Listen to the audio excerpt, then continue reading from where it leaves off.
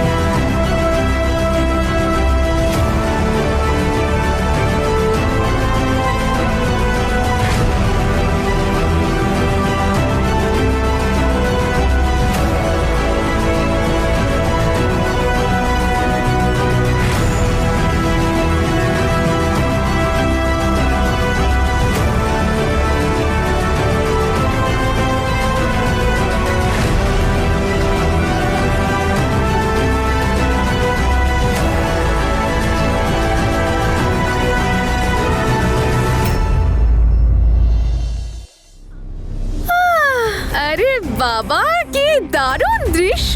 কি ভালো লাগছে, সবাই ভাবে লাইন দিয়ে দাঁড়িয়ে আছে। নাইস। আচ্ছা, বেশি সময় নষ্ট না করে এবার আমার জন্য একটু ভালো খাবার বানিয়ে আনুন তো। কিন্তু কিছু একটা মিসিং মনে হচ্ছে। আরে এই দলের সর্দার কোথায়? আপনাদের সবার তনু মহারানী। আমি বীরকে ভালোবাসি। আরে বীর ভালোবাসে না আপনাকে, ও আপনার প্রেমের যোগ্য না। ও মিথ্যে বলছে আপনাকে ফাঁসাচ্ছে।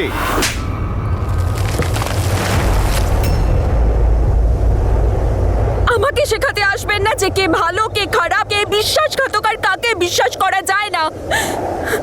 এরপর নিজের এই মুখটা আমাকে আর দেখাবেন না।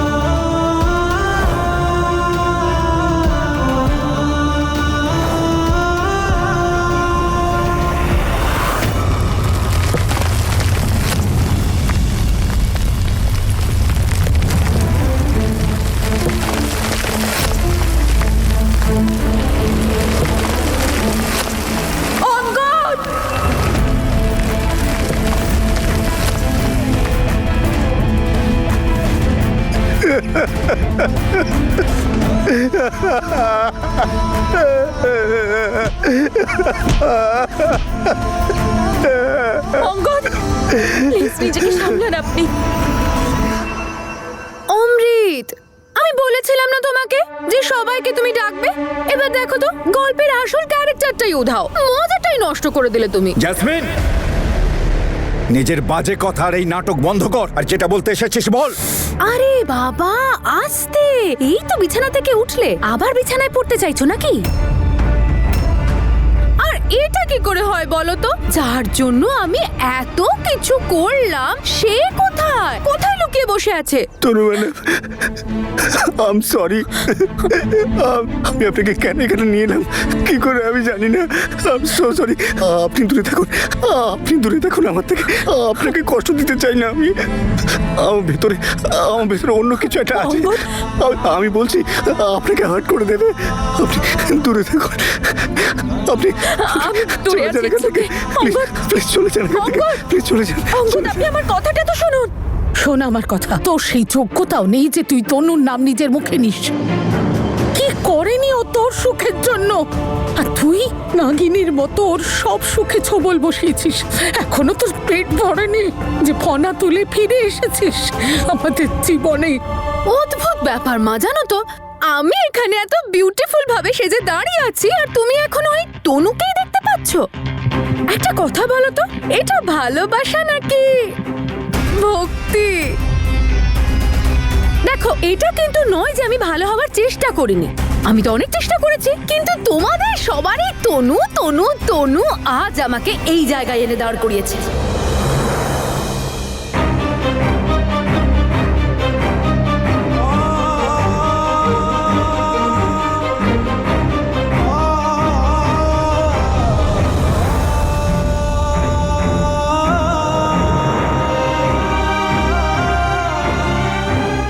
তনু ম্যাডাম, আমি এইসব জেনে বুঝে করিনি। আমি তো আপনাকে এতটাই ভালোবাসি যে আমি একটা আঁচল পর্যন্ত দিতে পারবো না আপনাকে কখনো। তনু ম্যাডাম, আপনি তো আমার মনের এত কাছের, কেন জানি না যে আমার মনের ভীষণ কাছের হয় তাকে প্রোটেক্ট করতে আমার কেন এই না একটা জেদ চেপে যায় বরাবরই। আমি ভীষণ একা তনু ম্যাডাম, ভীষণই একা। শুধু বাড়ি যেতাম, অফিস যেতাম, ওই নিয়েই থাকতাম। তারপরে আপনি এলেন, আপনি কত একা ছিলেন। আমার মনে হলো আমরা নিজেদের একাকিত্ব শেয়ার করবো, কিন্তু আপনি চলে গেলেন। তারপর আমার একাকিত্ব পাগলামিতে বদলে গেল। কি করে হলো আমি কিছুই বুঝতে পারলাম না। আর আজ যে আমি এরকম হয়ে গেছি তার জন্য কিন্তু তোমরাই দায়ী, আমি নই। ঠিক আছে, ভালো নই তো খারাপই হই, অন্তত এই বাহানায় তোমরা সবাই 24 ঘন্টা আমায় অন্তর থেকে মনে করো। স্নেহ করে নয়, ভালোবেসে নয়, ভয় তো মনে করোই। আমি তো এতেই খুশি।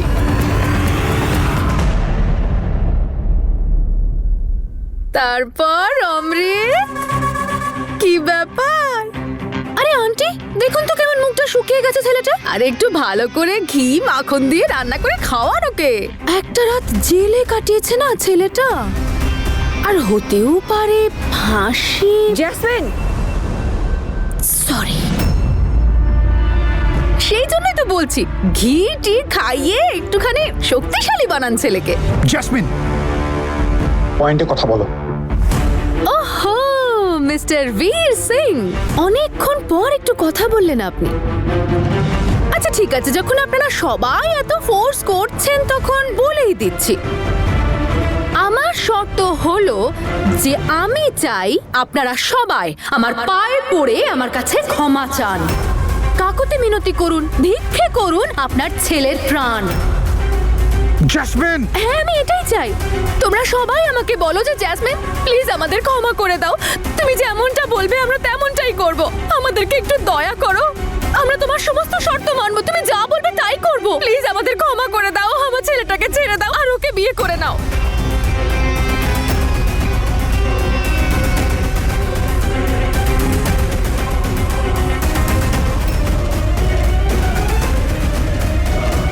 কোনো রিয়াকশন নেই?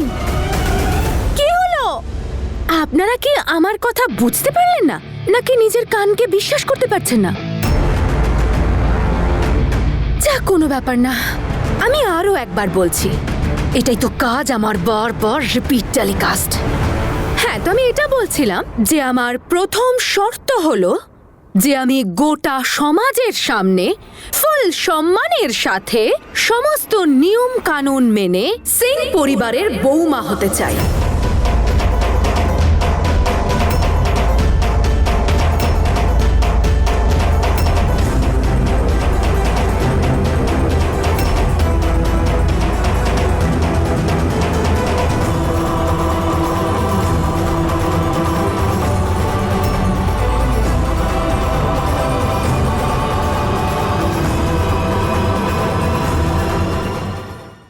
আমি জ্যাসমিন সন্ধু থেকে জ্যাসমিন সিং হতে চাই।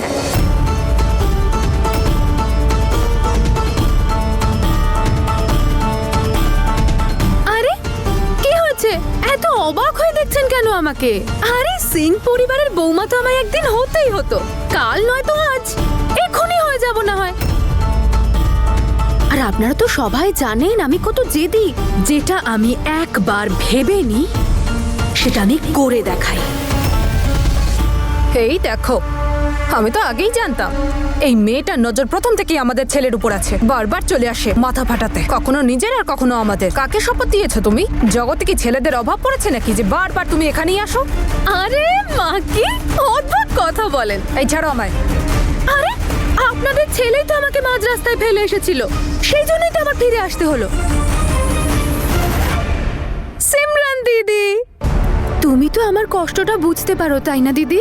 আসলে আমাদের দুজনের সিচুয়েশনটা তো একদম একই। আরে এখনো তো আমি আমার দ্বিতীয় শর্তটা বলিনি।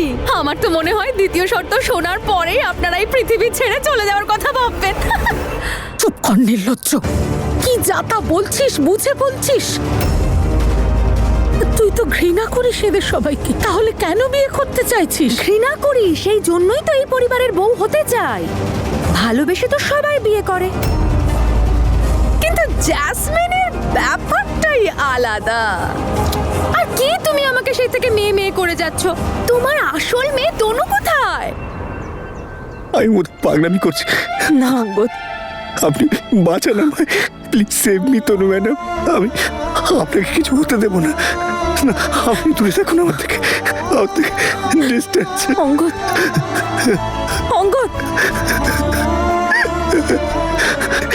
আমি কেমন জানোয়ার হয়ে গেছি। I'm so sorry. it's okay.